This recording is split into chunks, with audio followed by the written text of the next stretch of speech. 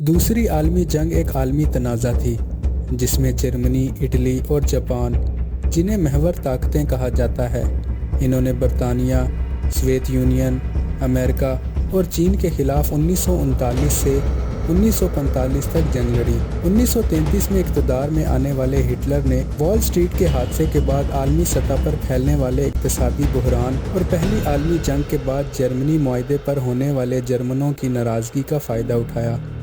Hitler نے یہ اعلان کیا کہ جرمن ایک برتر نسل ہے۔ ہٹلر نے جرمن فوج کو دوبارہ تعمیر کیا اور معاہدے کی شرائط کو توڑ دیا۔ جنگ سے بچنے کی امید میں فرانس اور برطانیہ نے ہٹلر کو جرمن علاقے کو بغیر کسی روک ٹوک سے بڑھانے کی اجازت دی، جس میں آسٹریا کے ساتھ اتحاد اور چوکوسلاویا کے جرمن بولنے والے علاقے سودی لینڈ کا الحاق شامل تھا، لیکن ہٹلر اس سے خوش نہیں تھا۔ دوستو، دوسری عالمی جنگ یورپ میں ستمبر 1939 میں شروع ہوئی، جب جرمنی نے پولینڈ پر مغرب سے حملہ کیا۔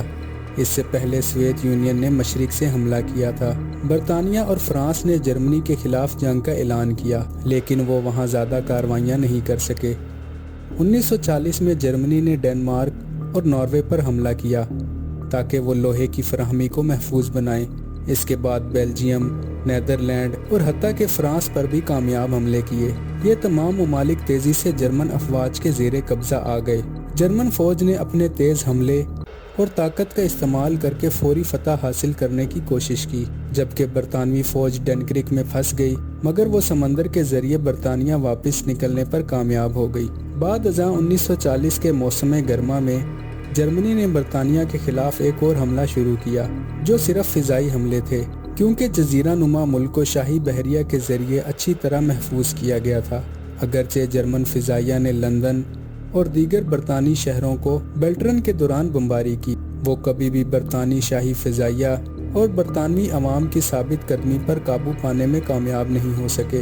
اٹلی، جس کی قیادت اس وقت مسولینی کر رہے تھے، جو جرمنی کے اتحادی تھا، اس نے جنگ کو مزید بڑھایا اور شمالی افریقہ کے کچھ حصوں پر حملہ کیا اور 1941 میں یونان میں ناکام مہم چلائی۔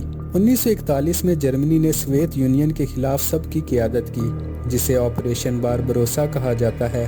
ہٹلر، جو ابتدا میں تیز کامیابی کی توقع کر رہا تھا، روس کے دل میں گہری پیش قدمی کرنے میں کامیاب رہا۔ تاہم سوویت یونین پر حملہ جرمنی کے لیے سب سے پہلا بڑا دھچکا ثابت ہوا۔ جرمن افواج آہستہ آہستہ ایک جنگی مشقت کا شکار ہو گئی، جس کی وجہ سے روس کا وسیع رقبہ، خراب سڑکیں، شدید سردی اور سوویت یونین کی جلتی ہوئی زمین کی حکمت عملی تھی۔ جاپان، جو ایک نئی طاقت بن کر ابھرا تھا اور اپنے علاقے میں اپنا غلبہ مستحکم کرنا چاہتا تھا، اس نے 1931 میں چین سے منچوریا پر قبضہ کیا تھا۔ دسمبر 1941 میں جاپان نے امریکہ کے نیول بیس پرل ہاربر پر ہوائی حملہ کیا، جس پر امریکہ، جو اس وقت تک برطانیہ کی مدد کر رہا تھا اور جاپان کے خلاف اقتصادی پابندیاں لگا رہا تھا، اس نے محور طاقتوں کے خلاف جنگ میں باقاعدہ طور پر شمولیت اختیار کی۔ جاپان نے اپنی پالیسیوں کو جاری رکھا اور جنوب مشرقی ایشیا اور بحر الکاہل کے علاقے پر قدم جمانے شروع کیے، لیکن اس کی پیش قدمی 1942 میں بحر الکاہل کی فیصلہ کن جنگ مڈ وے میں امریکہ کے ہاتھوں شکست کے بعد روک دی گئی۔ 1942 میں جرمنی اور اٹلی کو برطانوی افواج کے ہاتھوں مصر میں LLM کے مارکے میں فیصلہ کن شکست کا سامنا کرنا پڑا، جو شمالی افریقہ کی مہم کا ایک اہم موڑ تھا۔ مشرقی محاذ پر سوویت یونین، جو پہلے غیر متوقع اتحادی تھا، اس نے امریکہ اور برطانیہ کے ساتھ مل کر جرمن افواج کا پیچھا کیا۔ جون 1944 میں امریکی، برطانوی اور کینیڈین افواج نے نارمنڈی کے ساحل پر جرمن قابض فرانس کی آزادی کی مہم شروع کی۔ اتحادی افواج نے جرمن شہریوں پر بمباری کا سلسلہ جاری رکھا۔ اتحادی افواج مغربی اور مشرقی محاذ سے جرمن کے قریب پہنچ گئے، یہاں تک کہ مئی 1945 میں جرمنی نے سوویت یونین کے برلن پر حملہ کیا اور ہٹلر کو خودکشی کرنے پر مجبور کر دیا۔ اس کے بعد جاپان کے بیشتر مقبوضات آزاد ہو چکے تھے اور اتحادی افواج جاپان کے جزیروں کی طرف بڑھ رہی تھی۔ جاپان کے شہروں پر بمباری کی مہم اور جاپان کی ہتھیار ڈالنے سے انکار کے بعد امریکہ نے ہیروشیما اور ناگاساکی پر ایٹمی بم گرائے۔ اس کے بعد سوویت یونین نے منچوریا پر حملہ کیا اور جاپان نے ستمبر 1945 میں ہتھیار ڈال دیے۔ دوستو، دوسری عالمی جنگ تاریخ کا سب سے خون ریزہ اور سب سے بڑا تنازع تھا، جس میں دنیا میں تقریباً 60 ملین افراد ہلاک ہوئے، جس میں سوویت یونین، چین اور ہولوکاسٹ میں قتل ہونے والے یہودی شامل تھے۔